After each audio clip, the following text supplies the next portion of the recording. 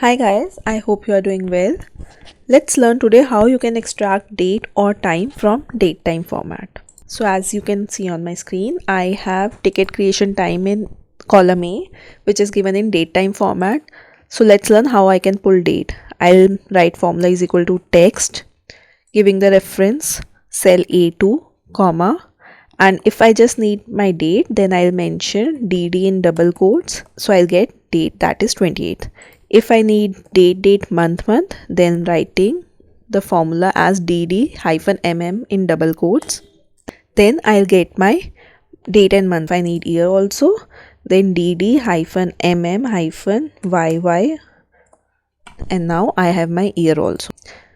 I can also write Y 4 times if I need my date in the required format. And now I can drag this formula to get the values in the entire column. Now let's see how can I get the time. Again is equal to text bracket giving cell reference of A2 comma time. So I'll mention HH in double quotes and now I have 19 as my time.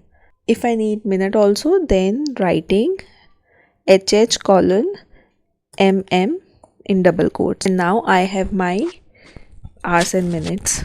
If I need seconds also, then I can write HHMM colons SS and I can get seconds. Again, dragging this formula to the entire column.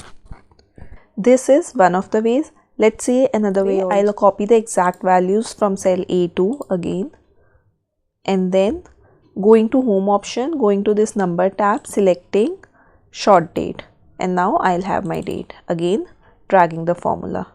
Likewise, I can select for time, copying the entire cell, then going to home, number, and then selecting my time, and now I'll have my time. I can also change the format of date using the format option. This is another way you can extract date or time using both Excel formula as well as format options. I hope you find it handy while performing your analysis. Thank you for watching and have a great day.